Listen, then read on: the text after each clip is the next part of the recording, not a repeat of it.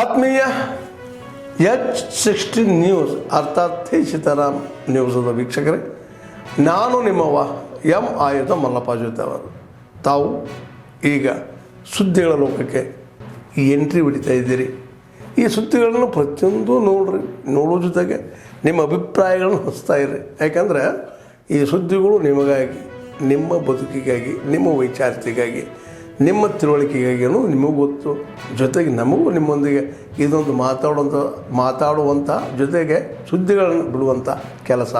ಈ ಕೆಲಸದಲ್ಲಿ ನಾವು ನಿಮ್ಮೊಂದಿಗಿದ್ದೀವಿ ಅಂತ ಹೇಳ್ತಾ ನೋಡ್ತಾ ಇರಿ ಈ ಸುದ್ದಿಗಳನ್ನು.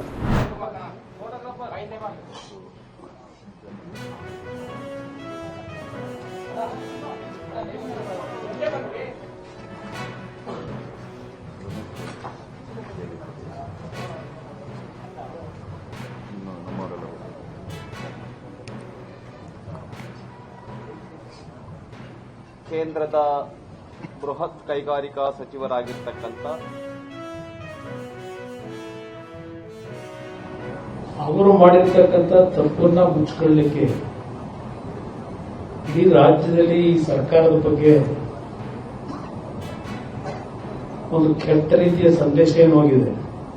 ಕಳೆದ 2-3 ದಿನಗಳ ಬೆಳವಣಿಗೆಯಾಗಿ ಅದನ್ನ ಮುಚ್ಚಲಿಕ್ಕೋಸ್ಕರವಾಗಿ 5 ಜನ, ಅದರಲ್ಲೂ ವಿಶೇಷವಾಗಿ ಪೊಲೀಸ್ ಕಮಿಷನರ್ನೂ ಒಳಗೊಂಡಂತೆ ದಯಾನಂದ್ ಅವರನ್ನ ಇವತ್ತು ಸಸ್ಪೆಂಡ್ ಮಾಡಿದ್ದಾರೆ. ಬಹುಶಃ ದಯಾನಂದ್ ಅವರ ಬಗ್ಗೆ ನಾನು ಹೇಳೋದಾದ್ರೆ,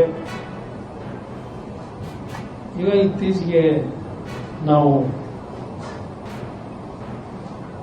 ಮೊದಲನೇ ವರ್ಷದ ಹೊಸ ವರ್ಷದ ಆಚರಣೆ, ಆಗಲೂ ಪೊಲೀಸ್ ಕಮಿಷನರ್ ಅವರೇ ಇದ್ರು. ಆಗಲೂ ಸಹ ಲಕ್ಷಾಂತರ ಜನ ಬೆಂಗಳೂರಿನಲ್ಲಿ ಸೇರಿದಂಥದ್ದು MG ರೋಡು, ಬ್ರಿಗೇಡ್ ರೋಡ್ ಎಲ್ಲ ಭಾಗದಲ್ಲೂ ಒಂದು ಸಣ್ಣ ಘಟನೆಗೆ ಅವಕಾಶ ಕೊಟ್ಟಿರಲಿಲ್ಲ ಅವರು.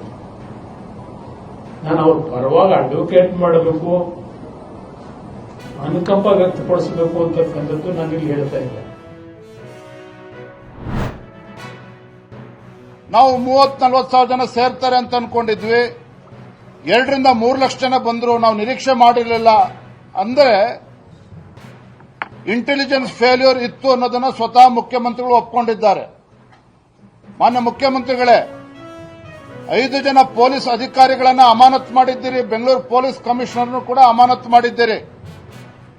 ಆದರೆ ಇಲ್ಲಿ ಪ್ರಮುಖವಾಗಿ ಎದ್ದು ಕಾಣ್ತಾ ಇರತಕ್ಕಂಥದ್ದು, there was failure on the part of the intelligence. ಯಾಕೆ ಇಂಟೆಲಿಜೆನ್ಸ್ ಇರ್ತಕ್ಕಂಥ ಅಧಿಕಾರಿಗಳನ್ನ ನೀವು ಅಮಾನತು ಮಾಡಿಲ್ಲ?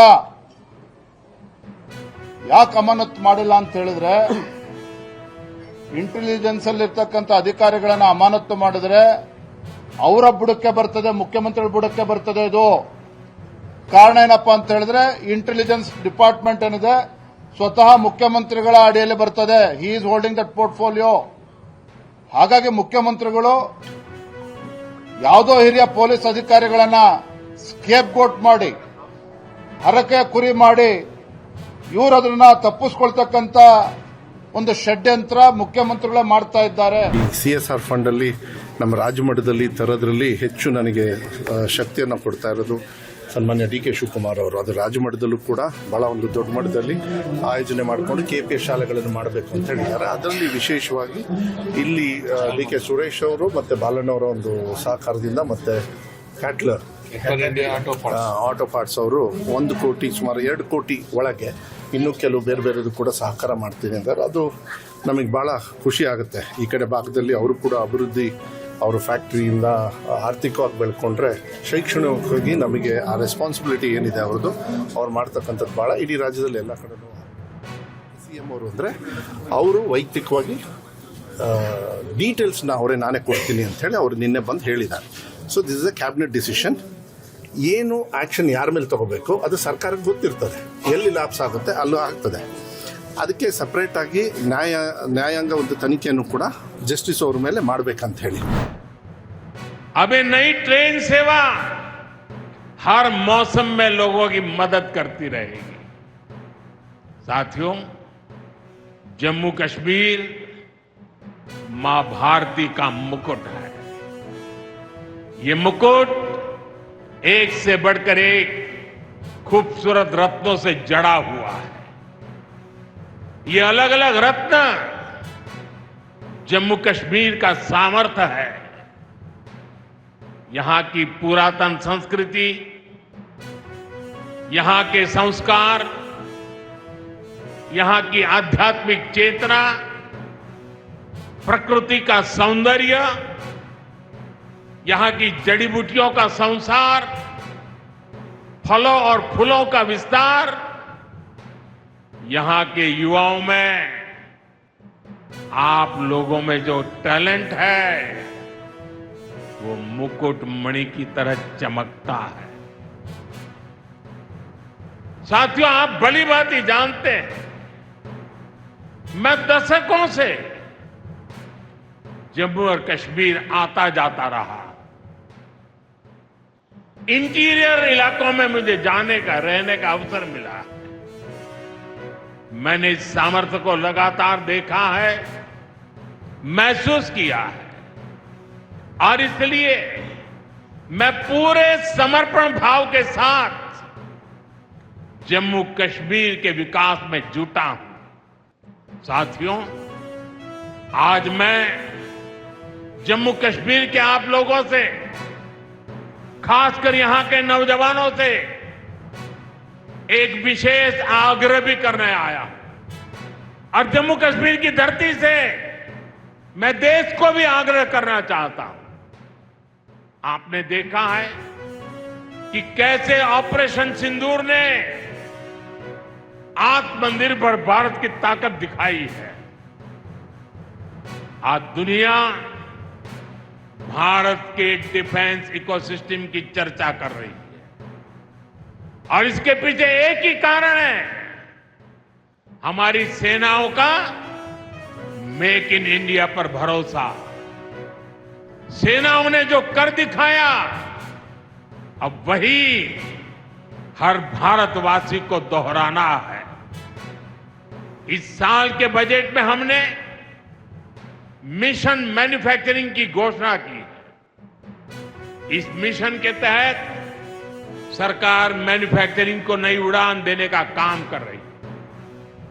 मैं जम्मू कश्मीर के युवाओं से कहूंगा, आइए इस मिशन का हिस्सा बनिए। देश को आपकी आधुनिक सोच चाहिए, देश को आपके इनोवेशन की जरूरत है। आपके आइडिया, आपकी स्किल भारत की सुरक्षा को, भारत की अर्थव्यवस्था को नई ऊंचाई देंगे। भारत प्रिंस अब इन्हीं इंजीनियरिंग मार्वल्स पर दौड़ती हुई नजर आए। तस्वीरों में आप देख सकते हैं किस तरीके से जिस आत्मविश्वास की बात हम भारत का और ज्यादा बढ़ता है।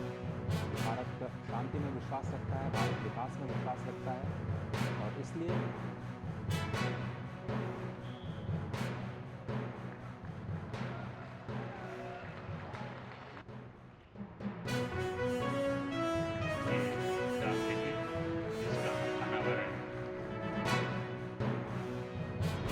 ಆತ್ಮೀಯರೇ, ಎಲ್ಲ ಸುದ್ದಿಗಳನ್ನು ನೋಡಿದ್ರಲ್ಲ, ಏನು ಅನಿಸ್ತು ನಿಮಗೆ? ಇದರಲ್ಲೇ ನಿಮ್ಗೆ ಲೈಕ್ ಆಗಿರ್ಬೋದು, ಡಿಸ್ಲೈಕು ಆಗಿರ್ಬೋದು, ಕಾಮೆಂಟ್ ಬೇಡಪ್ಪ ಅಂತೂ ಅನಿಸಿರ್ಬೋದು, ಕಾಮೆಂಟ್ ಮಾಡಬೇಕಪ್ಪ ಅನಿಸಿರ್ಬೋದು, ಶೇರ್ ಮಾಡಬಾರ್ದಪ್ಪ ಅನಿಸಿರ್ಬೋದು, ಅದು ಮಾಡಬೇಕು ಅನಿಸಿರ್ಬೋದು. ಏನಾದರೂ ಆಗಲಿ ಶೇರ್ ಮಾಡ್ತಾಯಿರಿ, ಈ ನ್ಯೂಸ್ಗಳನ್ನ ಹಂಚ್ತಾ ಇರಿ, ಜೊತೆಗೆ ಇದಕ್ಕೆ ಸಬ್ಸ್ಕ್ರೈಬ್ ಆಗ್ತಾಯಿರಿ ಅಂತ ಹೇಳ್ತಾ, H16 ನ್ಯೂಸ್ ಅರ್ಥಾತ್ ಹೇ ಸೀತಾರಾಮ್, ಇದು ಸತ್ಯದ ಕೈಗೆ ನಡಿ. ವಂದನೆಗಳು.